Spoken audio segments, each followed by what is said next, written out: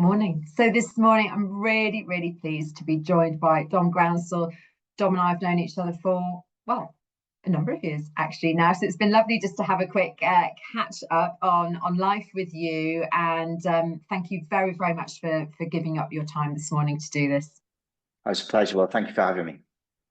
So what I'll do, for the purpose of everyone listening who may not know your background, just so by way of a quick intro, so really impressive background. So C-suite leader, you've worked for really diverse sectors. So it's a mix, FMCG, financial services. You've also done gaming, gambling, telco. So some real breadth in terms of sector experience. And would it be fair to say that your kind of superpower, if you like, is driving growth? So it's growth through high performing teams, but particularly with transformation, looking back in those big roles you've done, there's been a real link in terms of driving growth in times of change. Would that be fair? Yeah, most certainly. I've definitely sought out roles where there's a problem to solve, for sure. Excellent. And in terms of companies you work for, so huge names, TravelX, Entain, Capital One. So a really impressive journey. And I was explaining to you before we sort of hit record that we came upon the idea of doing this in the first place, really to share people's stories. What's your journey? What's your career journey to date? So people who may be a head of or director at the moment who aspire to kind of be you to get to that level. How do they do it? There's ups and downs in careers. There's the kind of squiggly careers it's referred to, but we put together some questions that hopefully will give us some of those answers. So if it's all right with you, Dom, can we dive straight in? Yeah, great. Let's go. Okay. So firstly, can we start with your career journey? Would you be able to tell us a bit more about your career journey and what has led you to where you are now, and any key highlights along the way? Well, I suppose I've always had a fairly clear vision of where I wanted to get to, even from the very beginning of my career. And I've always aspired to CEO. So having started in marketing, I wanted to get to CMO as a route to CEO rather than seeing CMO as the end destination. And so the steps I've taken have been planned, really, very deliberate in the choice I've made to build my skills and experience in a way that gets me there. And so whether that's moving between different categories, as you said, I think I've done 7 or 8 different categories now, different types of business, different cultures, in order to kind of grow my understanding of how business works in the broader sense. And as I've gone up the kind of levels and taken on more responsibility in terms of people or in terms of functional responsibilities, I've really enjoyed the breadth and the challenge that comes from learning new things. I suppose if you ask me about challenges, loads. I mean, I'm a big believer in the phrase, smooth seas don't make skillful sailors. And so I've looked for opportunities where there's been a difficult challenge to solve, whether it's transformation or performance to turn around. And I've looked to jump in and kind of use those experiences to sharpen my skills and to learn new skills. And so whether that was facing the credit crisis in the credit card business, very difficult, facing the collapse of profitability in the general insurance industry, working through regulatory change in gambling, all of those situations put real pressure on the business models and therefore required new thinking and required risks to be taken. And for me to take the business with me on a kind of process of change. And that's what I find most exciting. Excellent. That was a really good explanation. Thank you very much. And I mentioned in the intro that you've done a lot of these roles with big elements of transformation involved. So it's an area where you've got really deeply honed skills. So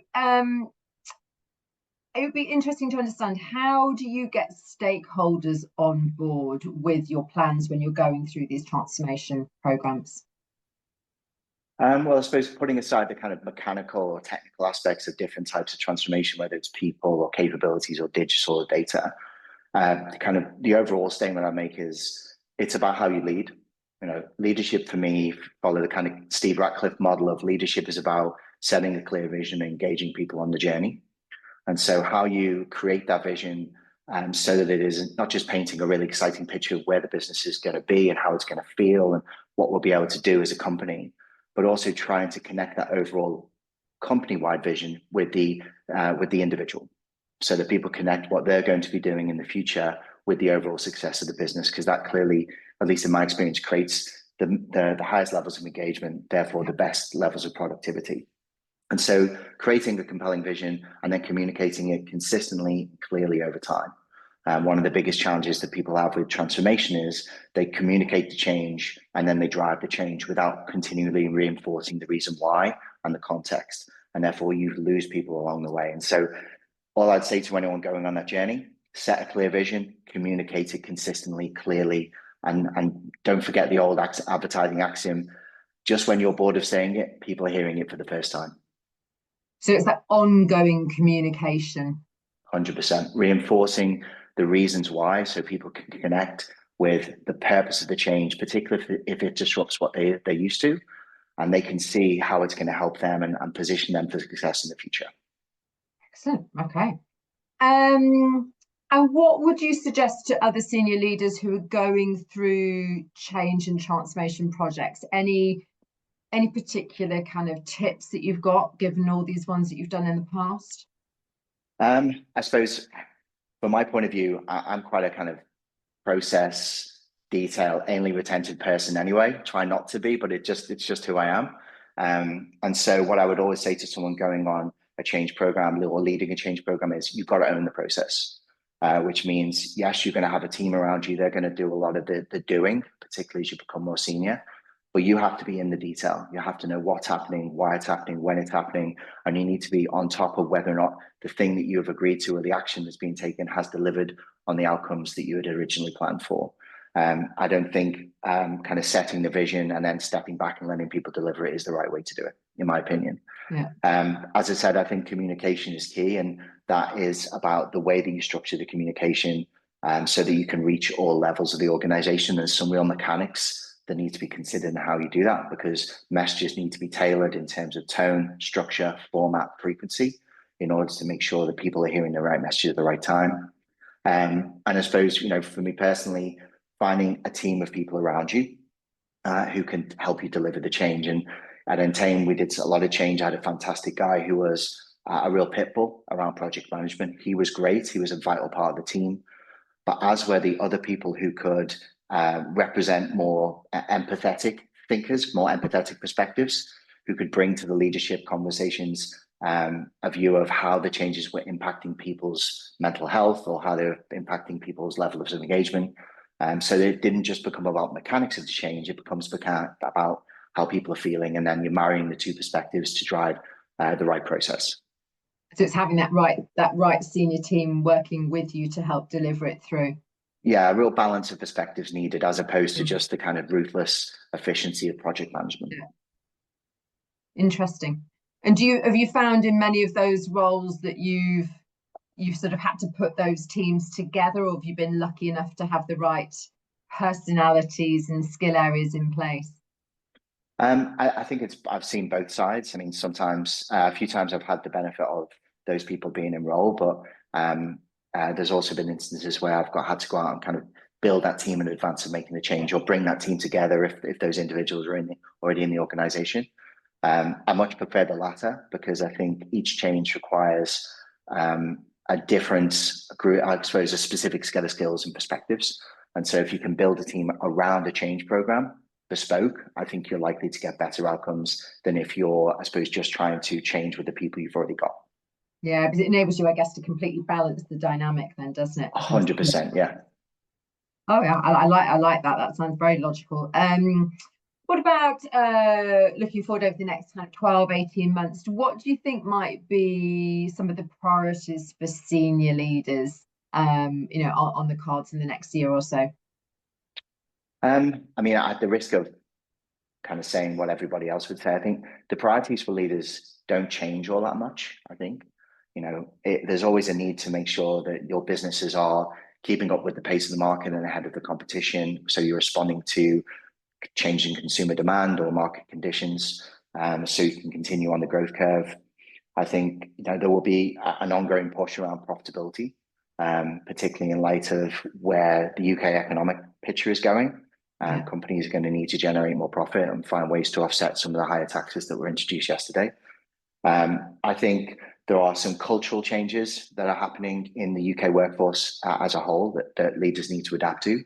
whether that's really getting behind DE&I, or whether it's about responding to the new requirements we have around remote and flexible working, which a lot of businesses continue to struggle with, and that over time are going to influence the type of people you can hire and retain. And then I think the fourth one would be definitely, the ever-present challenges around data and AI and machine learning, and how do businesses integrate those new capabilities in a way that is sensitive to what consumers want and expect from businesses in terms of responsible use of data, as well as being able to keep ahead of the competition, because everyone's rushing towards these kind of data and AI-driven capabilities. But I don't think, again, anyone's really got a handle on what the end game looks like, and therefore the leaders that win will be the ones who pick the right strategy and invest sensibly over the next 3 to 5 years to deliver the outcomes we need. How very true. How very, very true. Thanks for sharing that.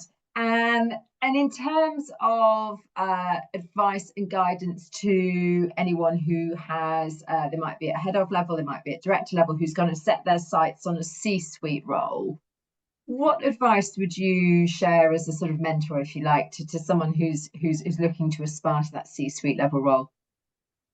I'd say two things. I'd say, firstly, you have to build your organizational awareness and knowledge, which means going beyond the confines of whatever function that you are in, to learn about every other function in a way that allows you to navigate the organization efficiently.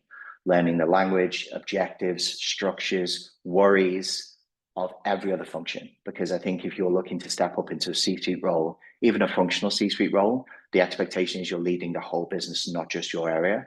And so you have to understand how everyone else is working. I think the second thing I'd say is build emotional intelligence skills. And that isn't kind of airy-fairy philosophy. It's technically understanding your triggers and behaviors and being able to apply self-management techniques so you are your best self more of the time. I think if you can do that, I think you'll show up as a more effective leader in any situation that you find yourself in. And do you have any techniques that you'd recommend for that? Because that's I don't think anyone's ever mentioned that element before. But I think it's so valuable, is being aware of personalities and how we react to certain things. If you've got any techniques for doing that you've used in the past? Yeah, again, there's a great 4-box methodology Steve Radcliffe has in this book, where you basically got, where am I in positive, negative mood, high energy, low energy? And if you can describe the behavior you display when you're high energy, negative. So for me, confrontational, red mist, lose your temper, crappy poker face, as I've been described in feedback before. Then you can say, well, if that's how I behave when I'm in that state, what are the things that drive me there? What are the things that really push my buttons? Yeah. Because if you can understand the things that push your buttons, when you see them coming, you can adapt and hopefully apply a technique so you don't fall into that negative behavioral spiral. So for me, for example, I will write a really angry, career-limiting email, ostensibly to the person who's annoyed me, but then not send it, right? Because it just cathartically releases the tension in a way that means I don't then react and go and send an email, which is ultimately going to destroy a relationship or damage a relationship in some way. So simple techniques can be used to help people manage their own emotional state so they can be more effective in dealing with other people. And what was the name of the book that you recommended? Steve Radcliffe's book, Leadership, Plain and Simple. Okay. Fantastic book. He basically summarizes everyone else's leadership books in a really thin book, which has been my Bible really ever since I first read it about 15, 16 years ago. Right, well, that is now going on my, I'm an avid reader, that's now going on my reading list for the week, and we'll put a link to it as well so people can download that.